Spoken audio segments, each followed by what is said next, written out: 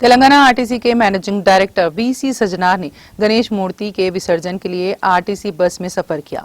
सजनार को हाल ही में आरटीसी का मैनेजिंग डायरेक्टर बनाया गया है। उन्होंने अपने अरकान खानदान के साथ गणेश मूर्ति के विसर्जन के लिए बस में सफर किया। उनके बस में सफर की वीडियो सोशल मीडिया के मुख्तलिफ प्लेटफॉर्म्स पर तेजी के साथ वायरल हो गई।